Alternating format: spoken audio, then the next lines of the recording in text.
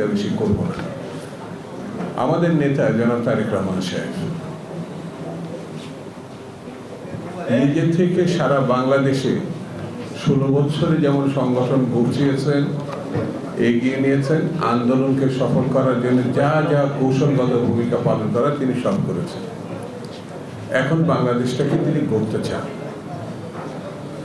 মুক্তিযুদ্ধের কনসেপ্টে তার পিতা স্বাধীনতার ঘোষক, তার মাতা সামরিক স্বৈরাচারকে উচ্ছেদে বিতরণে তিনি ভূমিকা রেখেছেন। এমনকি গত আন্দোলনে বিছানা থেকেও চিকিৎসারত অবস্থায় মৃত্যুর কাছাকাছি থেকেও একটা মানুষ কিভাবে সংগঠনে উৎসাহ যোগাতে পারে, মানুষকে একত্রিত করতে পারে, আন্দোলনের দিকে নিয়ে যেতে পারে, সেটি বেগম খালেদা জিয়া তার দেখিয়েছে। আর তারেক রহমান এটি অনন্য একটি, আমার কাছে মনে হয়েছে একটি অনন্য প্রতিভা। আমার নেতা বলে নাও, আপনি যে কোনো দিক থেকে দেখবেন যে মিডিয়া, সরকার, মহল বিশেষ, একটা বিশেষ দেশ, তার বিরুদ্ধে যে একেবারে 16 বছরের বিরামহীন অপপ্রচার, যার সঙ্গে কোনো ঘটনাই ছিল না, যেসব ঘটনায় তার মামলা হয়েছে, সাজা হয়েছে, তার বিরুদ্ধে তাকে সাজা দেওয়া হয়েছে, তিনি মাথায় এগুলো মাখেননি। তিনি শুধু নিজের কাজটা কিভাবে করা যায় এটি তিনি করেছেন। এখন কিন্তু সবাই তার প্রশংসা করছে। সকল বিবৃতি এবং ক্ষমতার পরিবর্তনের পরে তার ভূমিকাকে শুধু দেশে প্রশংসিত হচ্ছে বলা ঠিক হবে না, সারা বিশ্বে প্রশংসিত হচ্ছে। তিনি এই সাংগঠনিক কাজে হাত দিয়েছেন। এক পক্ষের বক্তব্য আমি এখানেই দেখলাম যে 3 বছরের মেয়াদ উত্তীর্ণ কমিটি, আবার এত দ্রুত কেন সম্মেলন করা যাবে? দুটো তো পরস্পরে ঠিক হলো না। আমি মেয়াদ উত্তীর্ণ দাবি করলে তো কালকেই সম্মেলন করা উচিত, তাহলে আবার এটা কেন আমি এত দেরি করব? আমার মনে হয় সবাই যদি আমরা জোটবদ্ধভাবে সংগঠনকে গুছাতে পারি, সবাই যদি পরস্পরের বন্ধু ভাবি, আমিত্ব বাদ দিয়ে আমরা গ্রহণ করি, তাহলে রংপুরই হবে আগামী দিনে বাংলাদেশের আদর্শের প্রতীক। এটা একটা সম্ভাবনা দেখা দিয়েছে। আর আমি ছাত্র সংগঠন করেছি, আমার বামও ছাত্র সংগঠন করা মানুষ, ডানও ছাত্র সংগঠন করা মানুষ। এমনি এমনি তো বিএনপি তৈরি হয়নি। মৃত্যু, রক্ত, ঘাম, নির্যাতন, বিএনপির এক একটা কর্মী তো এক একটা আদর্শবান মানুষ। সে যেখানেই থাক, যে অবস্থায় থাক, কৃষক, শ্রমিক, ছাত্র, জনতা, সবাই, সেজন্য আমরা পারবো, এটা আমার কাছে মনে হয়। তারেক রহমান যে দায়িত্ব এই টিমকে দিয়েছে, আমরা আসুন না সবাই মিলে একসঙ্গে চেষ্টা করে আগামী দিনে যে নির্বাচন হবে দেখিয়ে দেব কোন বিভাগ কি পাইছে। এটা বড় কথা না, রংপুর বিভাগ অনন্য দৃষ্টান্ত স্থাপন করবে আগামী। বন্ধুরা, এখন জিনিসগুলো বুঝে নেওয়ার সময়। অর্থাৎ এতদিন আমরা ত্যাগ করেছি, বুঝে নেবো কেমন? আগামী নির্বাচনে আমাদের বুঝে নিতে হবে।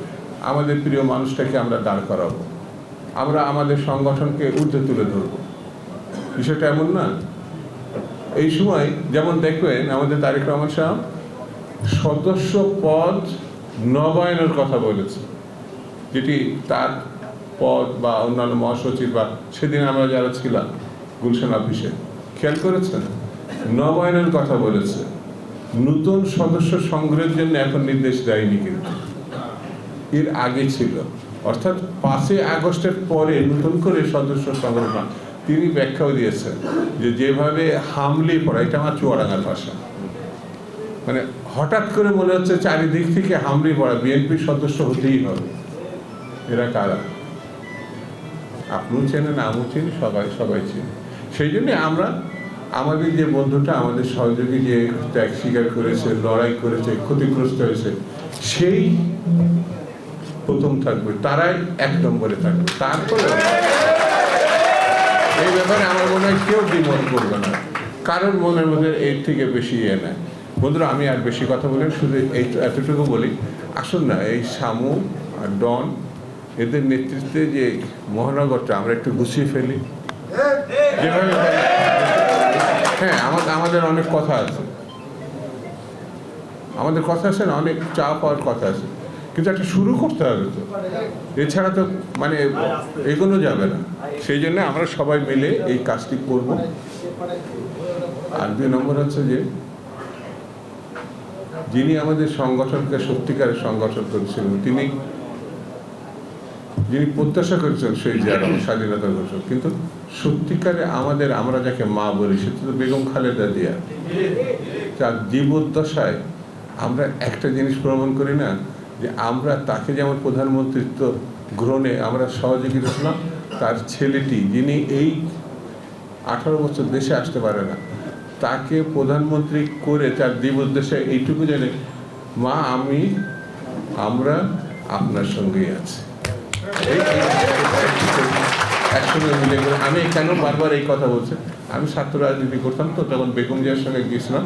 অনেকে বলতো যে বেগম জিয়া পারবে না বলে বিএনপি ছেড়ে অনেকে চলে গেছে, ছাত্রদল ছেড়ে চলে গেছে, অনেকে চলে গেছে, কিন্তু সেই সময় ছাত্রদল এবং বিএনপির লোক যারা ছিল তারা প্রমাণ করেছিল বেগম জিয়াই পারেন স্বৈরাচারকে কবল দিতে, শেষে প্রমাণ করেছিল।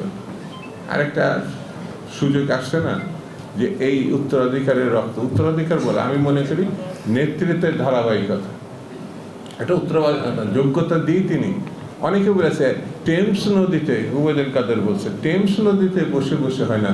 এখন উবায়দুল কাদের বুঝতে পারছে টেমস নদীতে বসেও শুধু কবিতা না, আন্দোলনের নেতৃত্ব দেওয়া। বন্ধুরা, আজকে আর বলি না, কারণ আরেকটা সেশন আমাদের আছে, অনেক কথা বলে গেলাম। খুদা হাফেজ। বাংলাদেশ জিন্দাবাদ।